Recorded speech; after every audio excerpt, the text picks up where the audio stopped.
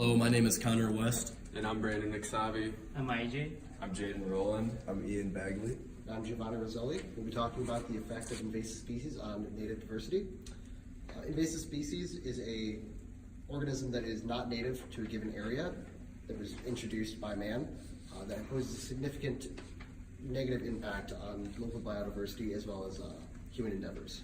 All right, to get us started, I just want to say not only does this problem affect the organisms they live with, it actually directly affects us as humans. So this is why we need to care. It decreases the utility of the environment, decreases the beauty, and can actually lead to direct health problems to humans. So I'm going to talk about zebra mussels and what they do.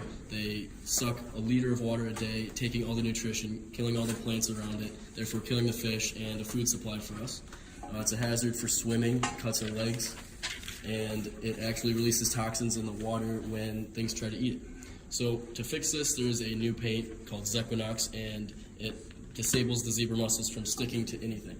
So what we're going to try to do, make it a federal regulation to put this on all traveling boats, cover the docks with it, the piers and the seawalls, and hopefully this will stop the problem. Autumn olive is a deciduous shrub native to Eastern Asia that grows to about 20 feet tall. Its leaves have a distinctive silver sheen on the underside, and it produces a large number of white flowers and red berries. It was originally introduced as an ornamental plant, but quickly became a problem in native communities. It can aggressively grow into large single species thickets, reducing native plant species diversity through competition. Without the native plant species which they've evolved to depend on, animal species diversity also suffers. There have been a number of control methods attempted to be used to control the species. Few have worked, but the most successful way to control it is to cut the plant at the base and apply herbicide to the inner cambium of the stump.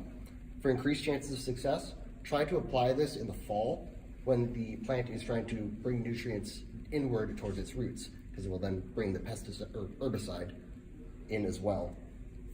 And that is the most effective method.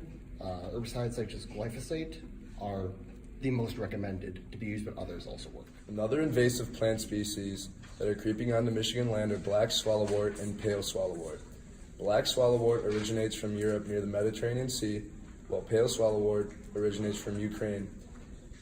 The characteristics of swallowwort, or Sinantium, are either small, purple or pink flowers and long green pods. They are both herbaceous perennial twining vines with clear watery sap. Both species produce pods that split when the fruit is ripe. They produce airborne seeds, meaning that they can self-produce. However, the most common is sexual reproduction, according to Michigan Department of Natural Resources. The problem is these vines invade field edges, woodlands, and also, according to Mass Audubon, may interfere with monarch butterfly reproduction, an endangered butterfly species. The threat to humans are less crop hauls, meaning less food. The solution to removing this invasive species involves hand pulling and herbicides. However, both these methods take a great amount of time for it to be successful, and there is also a big possibility that the herbicides can affect the surrounding crops.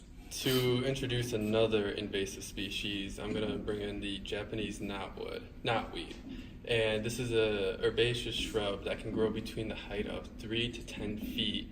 And you'll see them with a creamy white flower that is arranged into a spike formation. While this is originally native to Asia, they were brought over in the 1800s as an ornamental plant. And from there, they have just been taking over land incredibly aggressively and will become an immediate risk to any of the surrounding biodiversity. So how this is a local concern is that this plant will eliminate any potential competitor for resources that is around the Japanese knotweed. And it'll just outgrow other plants around it, creating a shadow on other crops and gardens, meaning that they could just completely take out, sources of food and for humans and animals.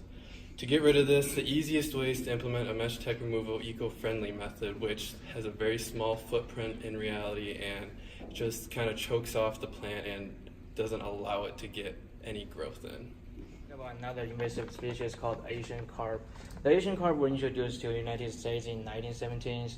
They were imported largely by fishery and sewage treatment plants. Since they are big eaters and fast reproducers, Asian carp can often outcompete native species with how they share habits and food sources, which can limit the availability and population of native and prize species. And also, if you go out for a fishing trip, be careful, you could get smashed by an Asian carp. And usually for these solutions, government usually use the electric barriers to discourage the migration. However, since we don't know yet whether the Asian carp will prove to be mostly like a huge problem like the zebra mussel, the solution for that still has a long way to go. It's a fishery management and political topic. Invasive plant species to be discussed is garlic mustard. Garlic mustard was introduced from Europe originally as a plant used for food. The species has now become a serious concern in the forests across North America. Garlic mustard is a biennial or winter annual herb that on average grows 2 to 3 feet tall but can reach up to 6 feet tall. In spring, roots and new leaves smell like garlic, hence the name. This weed spreads by a seed and can self-pollinate, helping it rapidly disassociate native plants within their ecosystem and even people's backyards. Although edible for people, it is not eaten by local wildlife or insects. It is difficult to control once it has reached the site. Since it has a high seed production rate, it outcompetes native vegetation and can establish solid growth, even in a relatively stable forest understory with little sun exposure. Garlic mustard also produces chemicals that inhibit the growth of other plants and mycorrhizal fungi needed for the healthy tree growth and tree seedling survival. It is a nuisance to humans due to the fact that the human can become the pollinator when in contact with it. It only has a solution of eradicating it by hand. Using chemicals and the invasive garlic mustard could potentially impact the neighboring plants that are important to the ecosystem. Basically, this announcement is to open up your eyes on how many species actually are out there, and that it not only affects other organisms, it affects humans directly, and it's going to destroy the food chain, which we are actually a part of. Hopefully you can take the time to use some of the solutions that we provided to fix this problem in the United States.